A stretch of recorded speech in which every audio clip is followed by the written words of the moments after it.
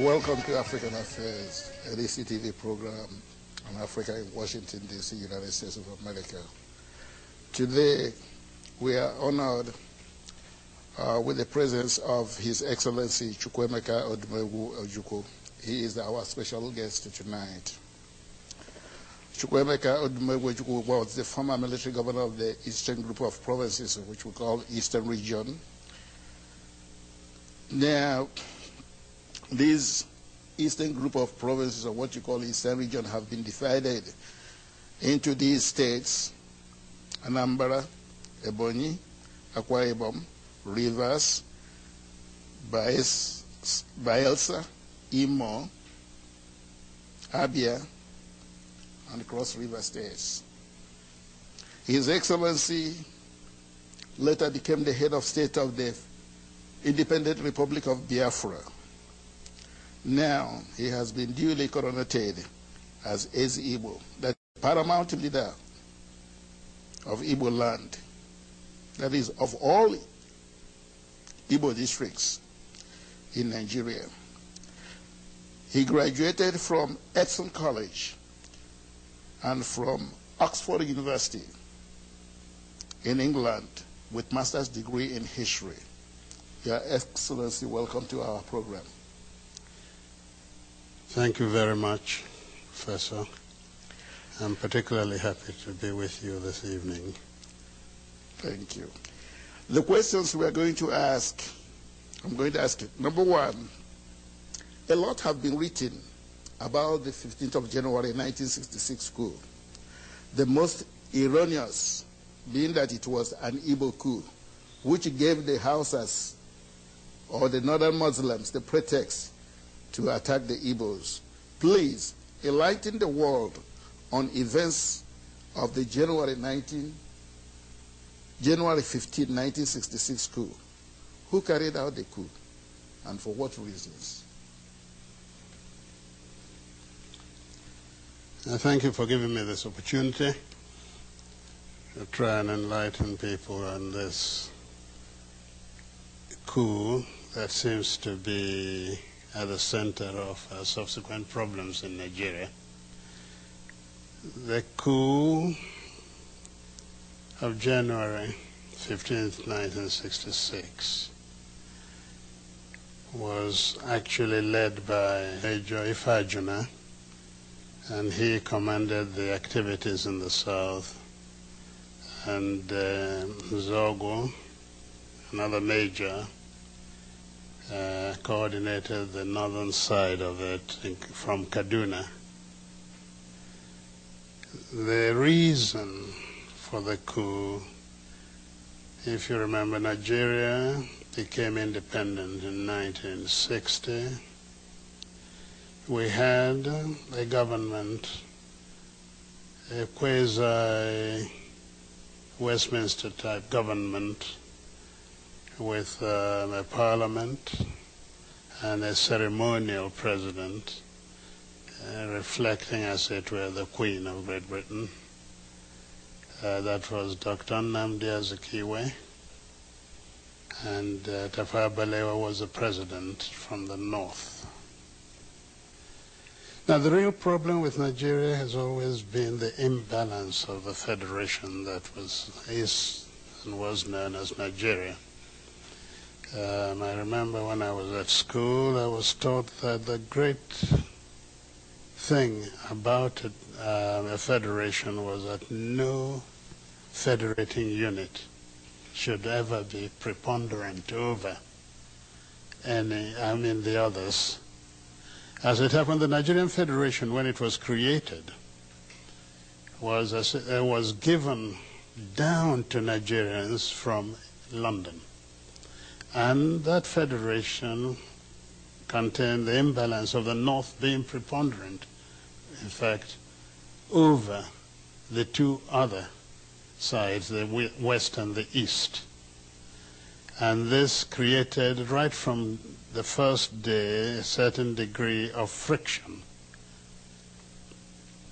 The North could dictate, and the South, whichever part of the South, could just complain if it's not in accord with what the North wished. The first few years of independence were not too bad, but there were a lot of unfulfilled ambitions of the Nigerians, because in those days we thought that once you got independence, you were free and everything worked, and you joined the higher league of nations internationally, discussing what went on. In fact, to Nigerians it looked as though, and indeed they tended to show, that independence in itself was the achievement. Now Nigeria was free, us were a member of the world. Instead of looking upon it as the beginning of our journey to nationhood. And I say this, and I want to underscore it. Nigeria was not, has never been a nation.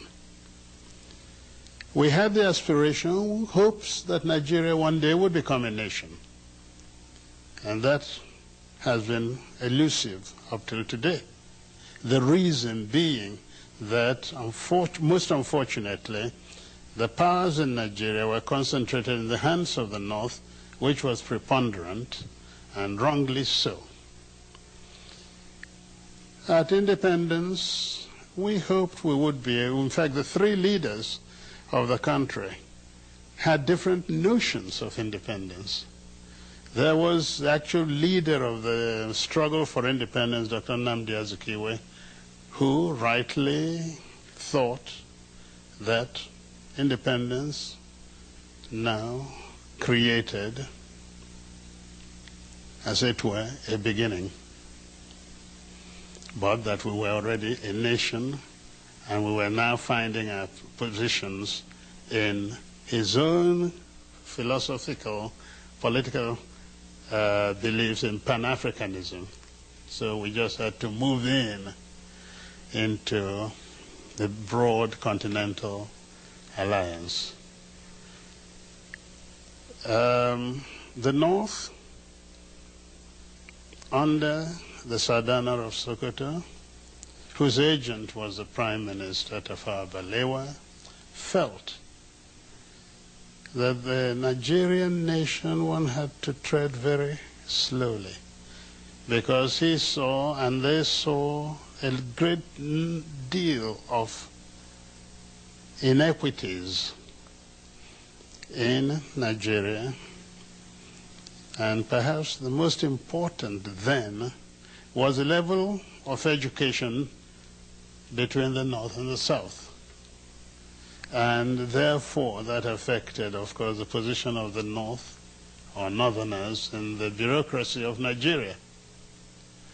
The Sardana and the people of the North got down to trying to build up the North, taking everything they could from the Federation to build up the North to a position in their minds of equality between themselves intellectually and the rest of Nigeria.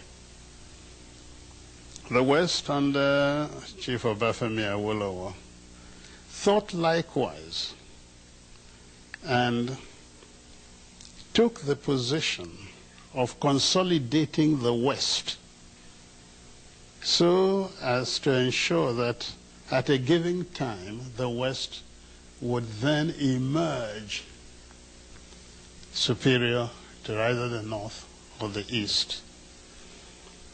Again, let me go back to the problem of the East. The East entered independence having accepted that the nation was already there. Naturally, the concept of nationhood implied a great deal of sacrifice by the East at all points. First sacrifice, the non-emergence of Dr. Azikiwe as the first executive leader of Nigeria. He vacated the place. He made the sacrifice so that the North could be accommodated. Second, very simple. During the constitutional conferences, independence was offered Nigeria before 1960. But to be able to accommodate the North, that Dr. Azikiwe believed was already part of a nation, we got this rather odd situation where a nationalist refused independence to wait for the North, and so on. Yet, your question, sir, was the question of the reason for the coup. So let me go into it.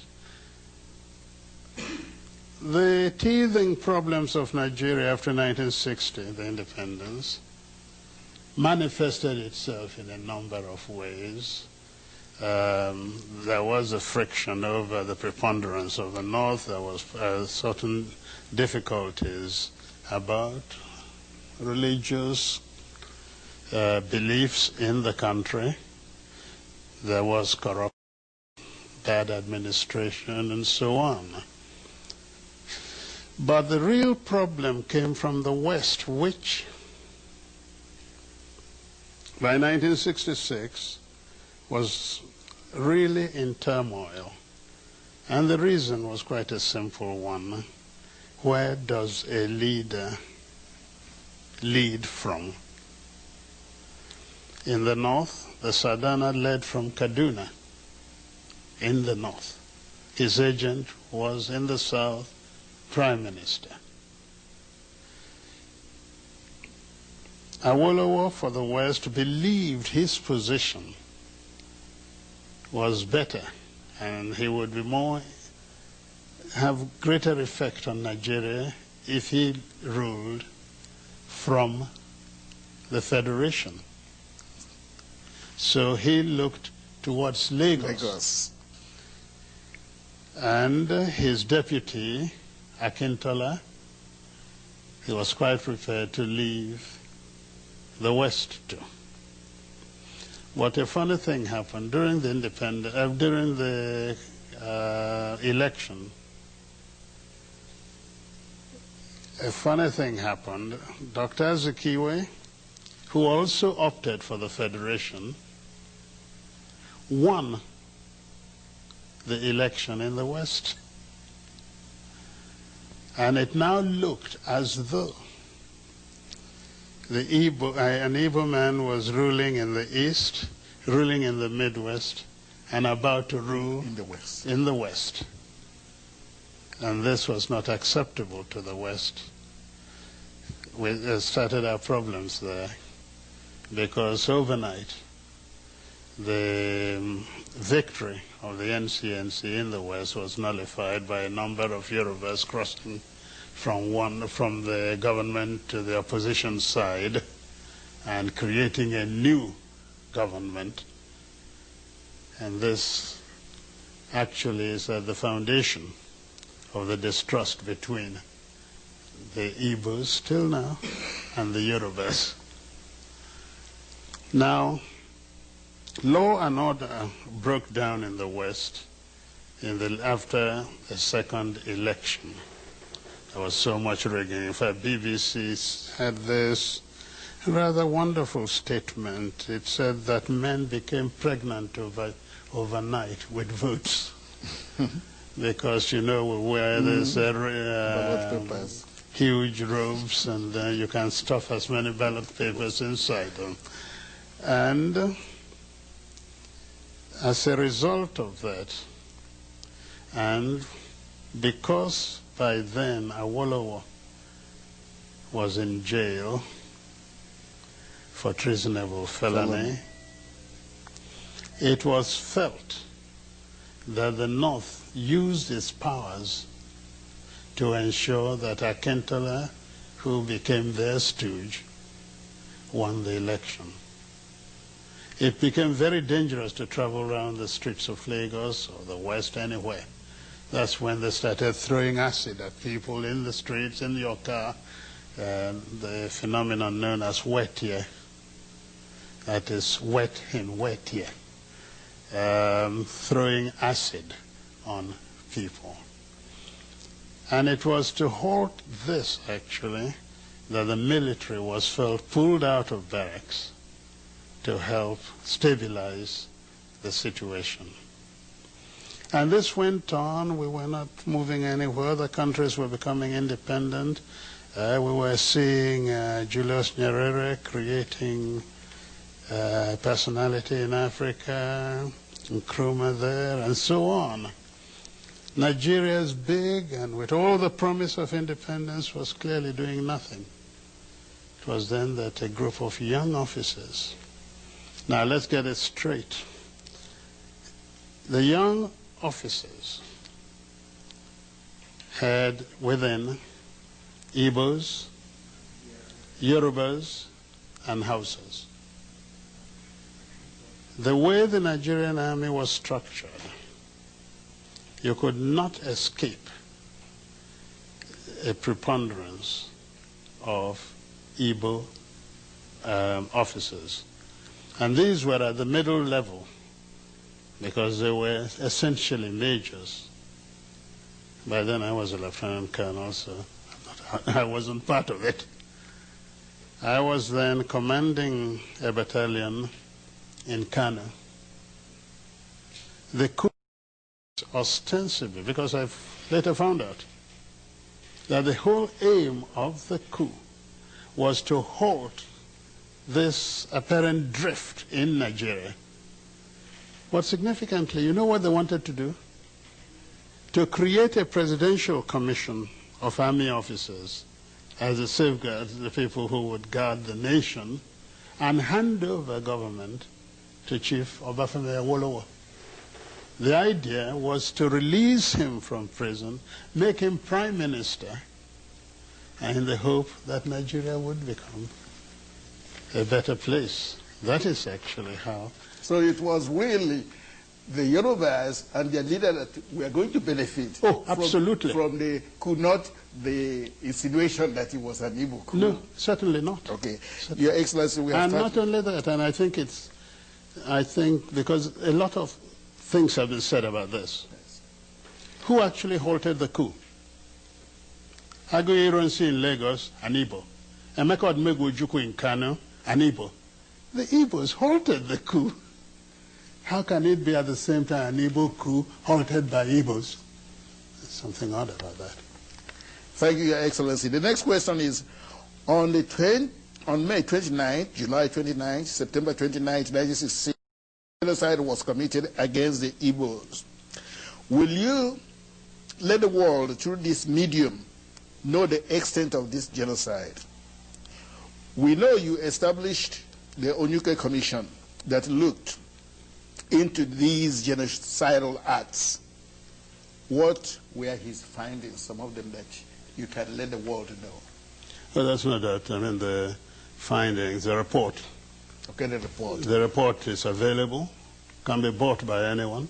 It's been circulated all over Nigeria. It's not hidden. The first massacre of Igbos in the north, we could, in that report, it was stated that the first coup was 50,000. Then, later in the same year, the universal massacre that took place across the whole of Nigeria, including the north and parts of the west. We're talking in terms of 700,000 killed. So if it's figures we're looking into, certainly they were very heavy. But when we're talking of genocide, it's intent that really matters. What was the aim of that? And it was very simple, and the language might make people shudder or remember. It was to impose the final solution to the Igbo problem in Nigeria. That is, when there are no more Igbos in Nigeria, then there will be no problem. I think if one thinks back, sometime you will know who used that term, referring to who. Was the element of religion involved? There are three areas that came together. There was certainly the ethnic one. There was at the same time the political one side. And when I say political, that is the search for power in the federation. And certainly the third was religious. The North used Islam. Almost the same sort of thing that we're witnessing in Europe today. Might you take this opportunity to state very clearly the solidarity of Igbo, that is the Igbo people, with the United States government in the events of September 11th. Naturally, we feel with America, and I am personally proud of our solidarity. All we say is this is an extension of that for which we have suffered, as suffering, and will continue to suffer if the world does not come to our aid. We pray that somehow the United States gets out of this. We are sure anyway that she will vanquish the enemy. But I would like her also to remember that in her pain we showed solidarity. Yeah, that's AZ was speaking on behalf of all Igbos everywhere. The sympathy is with the United States because of the events of September 11, 2001. The final question, we have about 2 minutes, Your Excellency. When the Igbos, through the Consultative Assembly, mandated you to declare the Igbo land the sovereign and independent state of Biafra, Nigeria declared war on the young republic. Why would we call this war the war of genocide? The world would like to know again through this medium why the war was called war of genocide against the Igbos.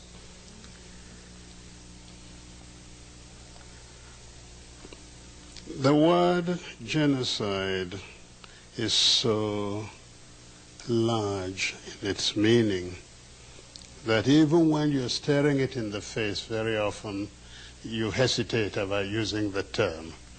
But actually the Biafran problem was nothing except being genocidal. There was no distinction. The mere fact that you were an Easterner in those days labeled you fit only for one thing, death, and death at the hands of the Nigerian authorities. The Igbos and their associates were killed in practically every village in northern Nigeria. They were killed in many places in western Nigeria. They were in Lagos, even on Kata Bridge, the very center of Lagos. People were looked at and thought, oh, this looked an Igbo, and killed. The very first army officer killed in Lagos, actually, during that time was from Calabar, was killed on the bridge, and so on. Igbos were being hunted out and killed. The Igbos that remained in Lagos after the war began were herded together and detained without any trial or anything, no question of any legal rights. Till today, property of Igbos are still sequestered in various areas of Nigeria, and they have not been released, not all of them, to the Igbos, the original owners. Oh no, we're quite certain. In fact, the only reason it is not called or not accepted as genocidal is because of the Cold War. At that time, anything ethnic based was almost like an insult to humanity. And ethnicity became a term of abuse in politics. That's all. If it were today, certainly, what happened in Nigeria is much, much worse than what you have seen of Rwanda, not to talk about Eastern Europe. Your Excellency, we have come to the end of the program. Thank you for your time. Thank you for the enlightenment. Thank you for your patience. Thank you for watching African Affairs, a DCTV program on Africa in Washington, D.C., United States of America. Our guest today is His Excellency Igbo, General Chukwuemeka Odumegwu Ojukwu. We thank you for being in our program. It's an honor. Thank you very much. Thank you. Now you can relax and watch African music video. Thank you again for watching.